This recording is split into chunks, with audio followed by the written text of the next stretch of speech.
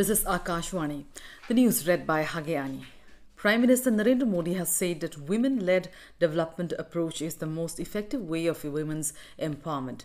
Addressing the inaugural session of the G20 ministerial meeting of women's empowerment in Gandhinagar, he called for removing barriers that restrict growth of women.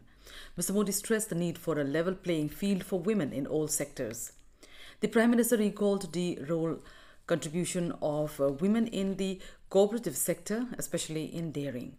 He called mobilization of women through self-help groups as a powerful force of change. Reaffirming the government's commitment towards women-led development, Mr. Modi said more than 70% of loans under Mudra scheme have been sanctioned to women.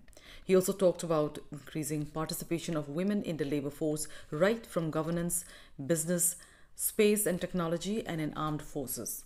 Union Minister for Women and Child Development Smriti Irani in her address lauded the role played by India's presidency of G20 for several dynamic outcomes, including the tech equity platform. She expressed the hope that women-led development will be central in all action-oriented commitments of the ministerial meeting. More than 150 delegates, led by their respective heads of delegations from G20 members, invitee countries and international organizations, are taking part in the meeting.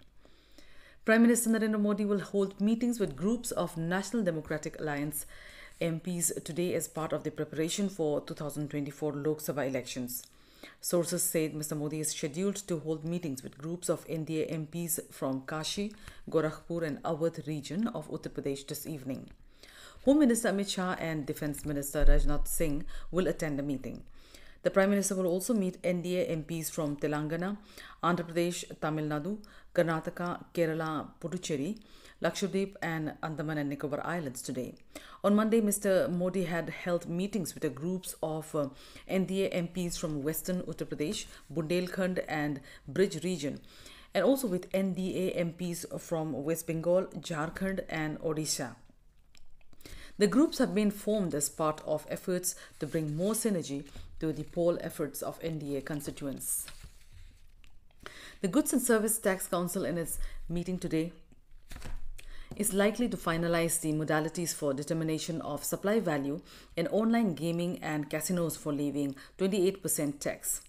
The council, chaired by Union Finance Minister Nirmala Sitharaman and comprising state ministers, in its last meeting on July 11 approved levying 28% tax on full face value of bets in online gaming, casinos and horse racing.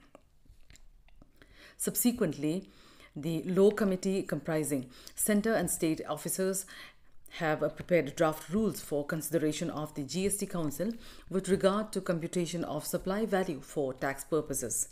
The Council will discuss the committee's recommendations in a virtual meeting today. The All India Gaming Federation, which represents companies, had termed the decision by the GST Council as unconstitutional, irrational and egregious. Responding to a query on how the GST authorities will tax the online gaming companies operating from overseas location, Minister of State for Finance Pankaj Chaudhary said there are sufficient enforcement provisions in GST laws to take action against such platforms who default in paying taxes. Haryana Chief Minister Manohar Lal has said that 6 people have lost their lives during the violence in Nuh district. In a statement issued this morning, he said conspirators are being continuously identified. So far, a total of 116 people have been arrested and they will be sent on remand for further investigations. He said the situation in Nuh and its surrounding areas is normal. He said security agencies have been put on alert. The Chief Minister said some incidents were reported from other parts of Haryana which were brought under control immediately. He appealed to citizens to maintain peace in the state. Former US President Donald Trump has been criminally charged for a bid to overturn 2020 election defeat. Federal prosecutors have charged him with conspiring to seize a second term after losing the 2020 election.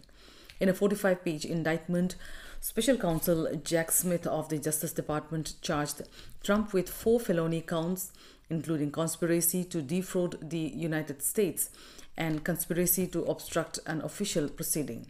The indictment also accused Trump of trying to exploit the violent January 6, 2021 assault on Congress to continue his effort to cling to power. That's all in this news bulletin. Namaskar.